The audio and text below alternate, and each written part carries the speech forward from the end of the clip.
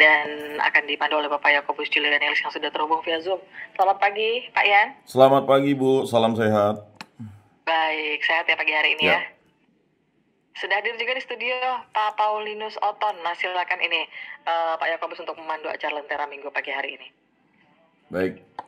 Salam kasih, damai, dan sejahtera. Tuhan memberkati, menyertai, dan melindungi. Salve, mari kita buka Lentera Minggu kita dengan berdoa. Dalam nama Bapa dan Putra dan Roh Kudus. Amin. Allah Tritunggal Maha Kudus, kami bersyukur di hadirat-Mu, karya agung mula yang selalu menyertai hidup kami dan selalu memberkati kami. Berkatilah, bimbinglah, lindungilah kami dalam segala aktivitas kami, terutama para pendengar RRI Pro 1 Pontianak, dimanapun berada. Dan juga berkat-berkat-Mu selalu mengalir atas rahmat-Mu dimanapun kami berada. Semua doa kami serahkan dengan perantaraan Tuhan kami Yesus Kristus yang hidup dan beraja kini dan sepanjang segala masa. Amin. Dalam nama Bapa dan Putra dan Roh Kudus. Amin. Amin. Para pendengar RRI Pro 1 Pontianak, pada kesempatan ini kita sudah bersama Pak Paulinus Oton untuk merefleksikan dan merenungkan tentang tema kita, yaitu mewartakan keselamatan. Sebelum kita membahas materi mewartakan keselamatan dengan Pak Paulinus Oton ini, mari kita mendengarkan Injil Suci yang akan saya bacakan. Inilah Injil Suci menurut Lukas. Dimuliakanlah Tuhan.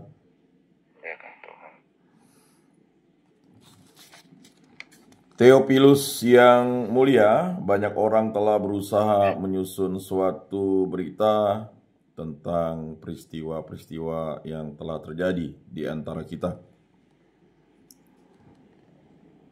Seperti yang disampaikan kepada kita oleh saudara-saudara yang dari semula adalah saksi mata dan pelayan firman. Karena itu, setelah menyelidiki segala peristiwa itu dengan seksama dari awal mulanya, aku mengambil keputusan untuk membukukannya dengan teratur bagimu. Dengan demikian engkau dapat mengetahui bahwa segala sesuatu yang diajarkan kepadamu sungguh benar sesudah dicobai iblis di padang gurun. Tetapi kuasa roh, kembalilah Yesus ke Galilea. Lalu tersiarlah kabar tentang dia di seluruh daerah itu. Selama di situ ia mengajar di rumah-rumah ibadat dan semua orang memuji dia. Yesus datang ke Nazaret, tempat ia dibesarkan. Menurut kebiasaannya, pada hari Sabat ia masuk ke rumah ibadat, lalu berdiri hendak membaca dari kitab suci. Kepadanya diberikan kitab Nabi Yesaya, dan setelah membuka kitab itu, ia menemukan nas di mana ada tertulis, Roh Tuhan ada padaku, oleh sebab itu ia telah mengurapi aku untuk menyampaikan kabar baik kepada orang-orang miskin. Ia telah mencobai aku untuk memberitakan pembebasan kepada orang-orang tawanan dan penglihatan bagi orang-orang buta, untuk membebaskan orang-orang yang tertindas, untuk memberitakan bahwa tahun rahmat Tuhan telah datang. Kemudian Yesus menutup kitab itu, mengembalikannya kepada pejabat, lalu duduk, dan mata semua orang dalam rumah ibadat itu tertuju kepadanya. Lalu Yesus mulai mengajar mereka, katanya, pada hari ini genaplah nas tadi, sewaktu kamu mendengarkannya. Demikianlah sabda Tuhan. Terpujilah Kristus. Bapak Ibu, saudara-saudari yang terkasih, para pendengar RRI Pro 1 Pontianak dimanapun berada, dalam media digital dan juga di FM 104,2. Mewartakan keselamatan adalah suatu hal yang tugas bagi kita semua sebagai pengikut Kristus. Tetapi keselamatan itu ada pada diri Yesus Kristus. Gereja menyadari kehadirannya di tengah dunia sebagai persekutuan kaum beriman yang membawa harapan. Gereja turut melaksanakan pengalaman eksistensial manusia di sekitarnya dan menjadikan pengalaman tersebut sebagai bagian penjarahan dirinya. Gereja menegakkan kesadaran ini dengan bersama kegembiraan dan harapan, duka dan kecemasan orang-orang zaman sekarang, terutama kaum miskin dan siapa saja yang menderita, merupakan kegembiraan dan harapan. Duka dan kecemasan para murid Kristus juga tiada sesuatu pun yang sungguh manusiawi yang tak bergema di hati mereka. Gladion Airspace artikel 1. Pak Oton, bagaimana? Apa kabarnya? Sehat ya? Luar biasa sehat, kita bisa bergabung di RRI Pro 1 Baik. 104,2 FM Pontianak. Ya. Ya, kita sama-sama belajar untuk menyampaikan apa yang akan disampaikan melalui pesan-pesan RRI ini, melalui firman Tuhan oleh Bapak Yan. Ya, kita juga merasa diberkati. Silakan Pak Yan. Baik Pak Oton. Yang paling utama tadi kan kita sudah mendengarkan bacaan Injil ya Pak. Dan juga tema kita adalah mewartakan keselamatan. Nah, menurut refleksi Bapak sebagai aktivis gereja dan juga melayani pengantaran dan juga membantu pastor untuk membagikan sakramen Ekaristi, apa pengalaman terbesar dalam hidup Bapak? Silakan Pak. Ya, dalam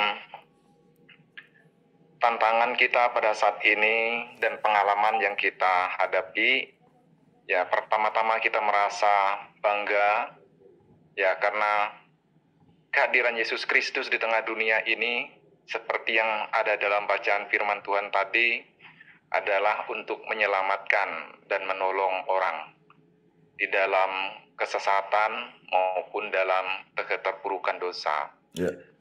Jadi karunia yang diberikan ya secara khusus ya baik kepada saya maupun setiap orang yang mendengarkan, tentu kita menerima ini dengan rasa syukur dan bangga karena kita terlibat di dalam karya-karya Tuhan. Baik. Dan apa yang dilakukan baik itu di lingkungan gereja di mana saya dapat hadir di Paroki Maria Ratu Pencinta Damai maupun di lingkungan bahkan di tempat di mana kita bisa menjadi berkat, kita menyampaikan tentang karya-karya agung Tuhan. Ya, kita menerima dengan senang hati, dengan berbangga, karena tidak semua orang juga bisa melakukan hal itu. Tetapi dengan renungan kita pada pagi hari ini memberikan kesempatan, membuka diri kepada setiap orang agar mengenal firman Tuhan, bahwa datang kepada Allah itu adalah memberikan kelegaan. Dan saya merasa senang Pak Yan bisa melibatkan kita dalam hal ini. Baik, yang merupakan suatu pernyataan yang sangat mengingatkan kita kembali untuk selalu melibatkan diri dalam keterlibatan dengan kebersamaan. Pelayanan yang dilakukan oleh Pak Paulinus Oton ini kan merupakan suatu tanda rahmat yang berasal dari Kristus. Dan melibatkan diri dalam melayani itu kan tidak mudah. Butuh komitmen dan juga butuh konsistensi. Nah, bagaimana Pak Paulinus Oton melihat dan juga merasakan keterlibatan dan pelayanan Pak Oton ini sangat membantu dan juga punya pengaruh kepada pertumbuhan iman umat. Silakan Pak. Baik. Setiap orang memang diberikan suatu talenta Dan apa yang kita miliki ini bukan semata-mata oleh karena kemampuan kita, tetapi itu oleh karena memang kasih karunia Tuhan. Tantangan-tantangan yang kita hadapi ya memang banyak ya. Namun apa yang kita hadapi itu merupakan suatu motivasi yang harus kita lalui. Karena tanpa ada tantangan-tantangan tentu tidak ada kemajuan-kemajuan yang kita hadirkan. Ya. Nah, dengan demikian tantangan itu memberikan suatu semangat kepada kita bahwa kita akan berbuat lebih baik lagi. Kehadiran di tengah-tengah umat atau di tengah-tengah suatu pelayanan memberikan nuansa baru, bahkan memberikan suatu hal yang baik bagi umat semua dan bagi diri saya sendiri selaku yang melayani. Karena di dalam pelayanan itu kita bukan hanya sekadar untuk bisa tampil, tetapi kita harus lebih lagi bagaimana kita dengan kerendahan hati untuk bisa melayani dengan sungguh-sungguh, dengan hati yang tulus, menghadapi segala tantangan, dan juga kita bisa menjadi berkat untuk setiap orang yang kita layani. Nah, oleh karena itu, melalui pelayanan-pelayanan ini, kita bekerja sama dengan berbagai pihak, baik itu dari gereja maupun dari lingkungan masyarakat, baik itu kita yang satu iman maupun yang tidak satu iman, ya kita harus memancarkan kasih Kristus. Nah, karena dengan kebaikan-kebaikan, dengan ajaran-ajaran Kristus yang diberikan kepada kita, tentu itu juga yang harus kita tularkan kepada setiap orang, sehingga orang menjadi diberkati. Ya, jadi tantangan itu bukanlah suatu hambatan, Pak Yan, tetapi suatu motivasi yang harus kita kembangkan, harus kita perjuangkan, karena Kristus sendiri mati di kayu salib, demi untuk penebusan akan dosa-dosa manusia dan dosa kita semua. Dan apa yang disampaikan oleh Kristus itu adalah suatu pedoman juga yang harus kita ikuti sampai hari ini. Demikian Pak Yan.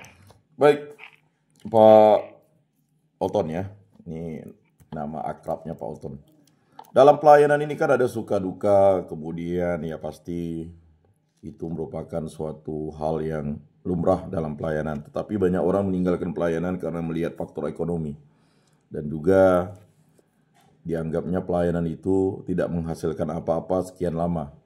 Justru malah membuat orang menjadi dalam ekonomi sedikit tertinggal atau bahkan mungkin menyalahkan pelayanan itu karena waktu kita kan sama 24 jam. Nah, bagaimana Pak Oton tetap konsisten dalam pelayanan, terutama pelayanan-pelayanan yang sangat berat, yaitu ya pelayanan-pelayanan yang membutuhkan waktu untuk umat bisa terlayani. Silakan Pak. Baik.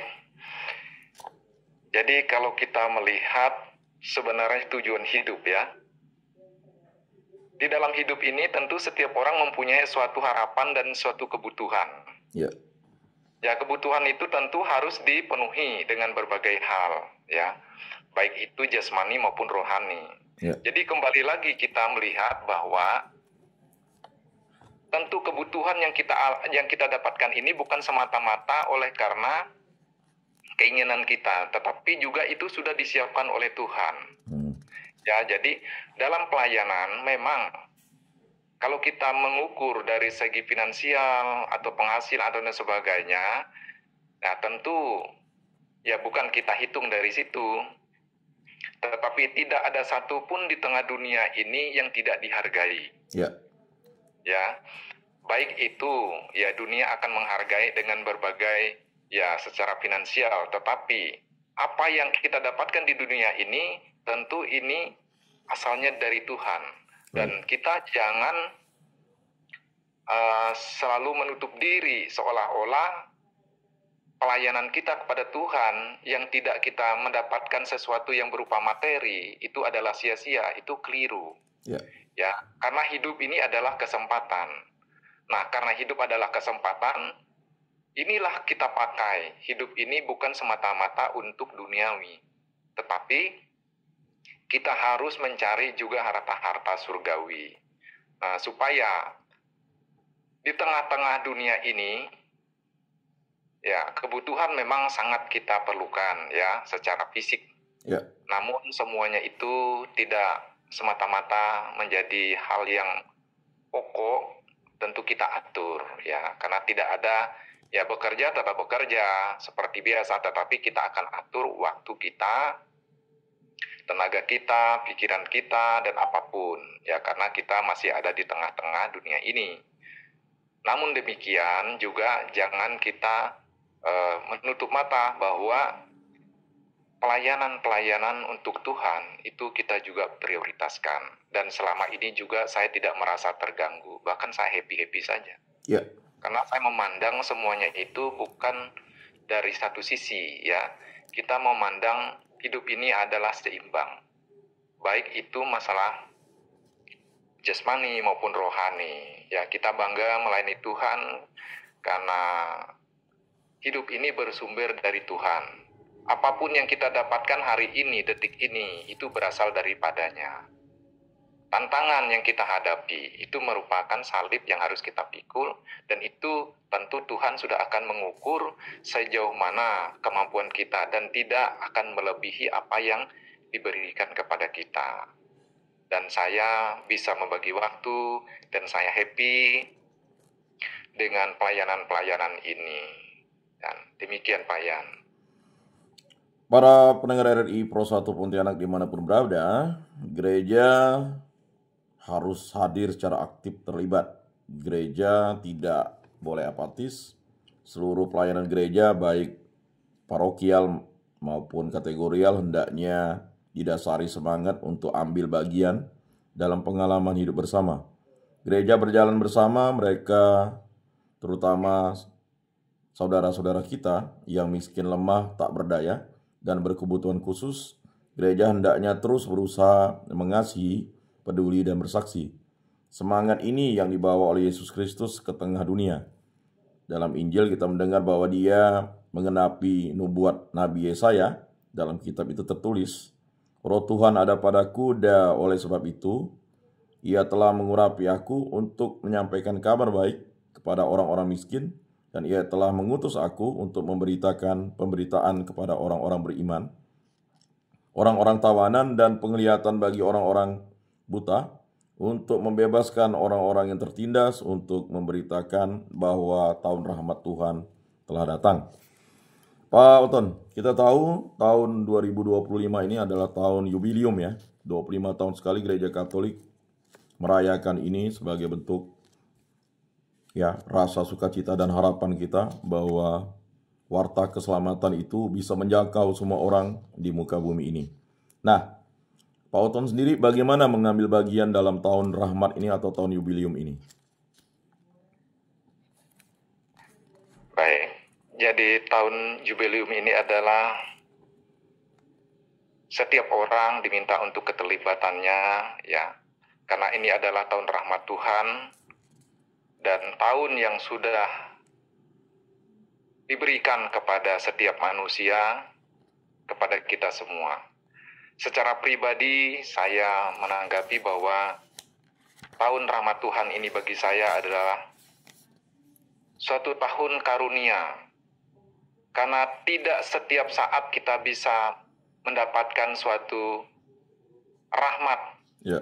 atau secara khusus tahun rahmat Tuhan ini kita dapatkan pada tahun ini, di mana kita juga berkorban untuk orang lain, kita membuka diri buat orang lain, kita lebih mengampuni orang lain, kita lebih rendah hati lagi, dan kita berkorban untuk kebaikan-kebaikan sesama.